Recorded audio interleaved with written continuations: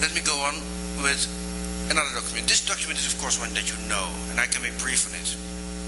This is the famous Schagen letter, which refers to the purchase of Manhattan. We have bought the island of Manhattan from the wilde, the usual word used for the Indians, for the value of 60 guilders. And it's almost an offhand remark. Now let me tell you about Pieter Janszoon Schagen.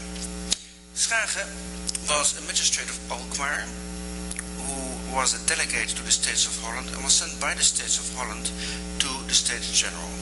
The States General, the central government of the Netherlands, had a seat in the Lords 19, the supreme body of the West India Company, which happened to be meeting in Amsterdam in November 1626, when the ship, the Arms of Amsterdam, Het Wapen van Amsterdam, arrived there.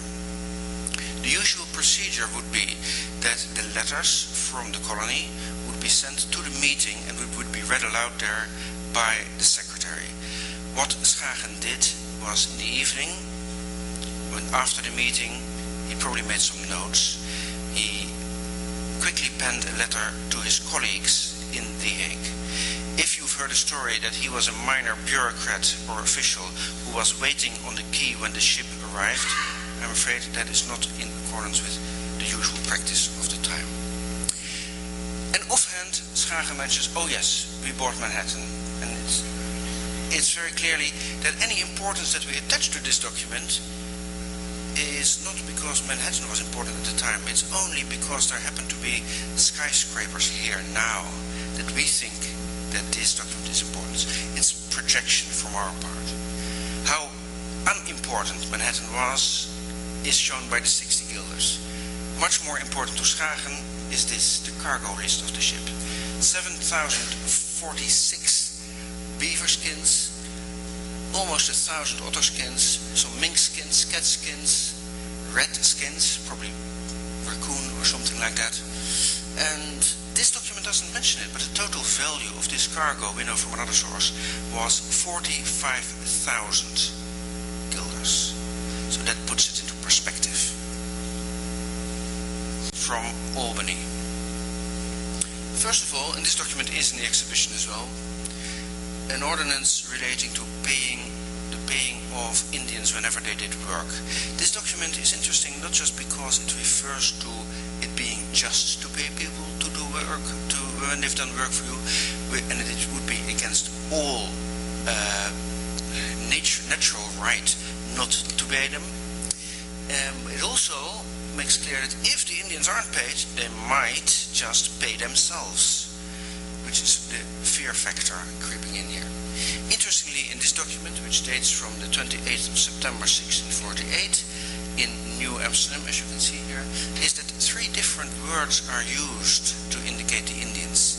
I've already told you that wilden is the most usual word, but this document has 3 different ones.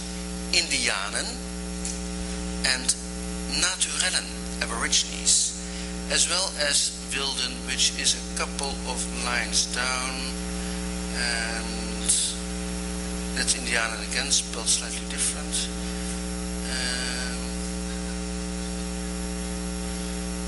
That's Naturellen again, but there should be a wilden in here as well, which I can't find right now. Now this is an example of a document that has been translated by Charlie. With 5th line from above. Thank you, Charlie. 1, 2, 3, 4, 5. From the bottom. 3, 4, 5. There it is. And this is a relatively good document from Albany.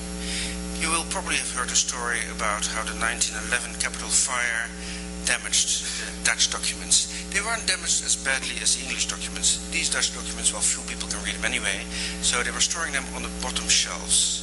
When the fire broke out, the shelves collapsed and the English documents formed a protective layer. Which is sort of the ultimate irony in history, I suppose.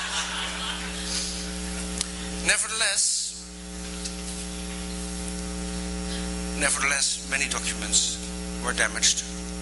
One entire volume on which the translator Arnold van Laar was working at the time was completely lost. but we have his translation, and he's reasonably reliable in general. But this shows you how much damage can be done and how difficult it gets. For some of these documents there are previous translations which we can use to reconstruct it, but for this one we didn't have any, or I should say Charlie of course didn't have any.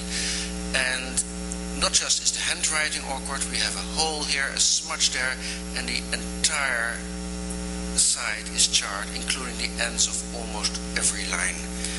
So if you've ever tried reading a document and you had only half of it, you will find how difficult it is. You really have to know the context, you have to know what the usual phrases are, how they put things. What you need to know to be able to translate a document like this in this state is beyond what many people will ever achieve. And that's the great achievement of Charlie, is that he is able to translate these documents into proper English. This document is very interesting in itself, of course. This is a document dating back to, I think it was March 13, 1653, yes. This is a resolution by the Director General and Council ordering the entire population of New Amsterdam to help in digging the ditch that would later be part of Wall Street, the defensive works there. And it says that the entire burgerij, niemand uitgezonderd, without any exception, will have to work on it. You may have seen elsewhere other stories about this, and I am, as a historian, I always try and go back to the sources.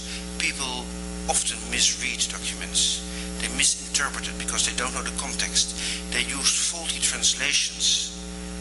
For me, as a Dutch historian, the only way to do proper research is to go back to the original and read that, and use my knowledge of the 17th century Dutch language to reconstruct the meaning. This is a very difficult task if there are no translations, but luckily with Charlie's translations I am able to do that kind of work much quicker. I still check every single document, mind you. And Charlie's of course still busy working on it. So, and that is pretty much what I had in mind. So these are the documents, which is 20 minutes. I'm even doing this in time, so I'll leave this as a background.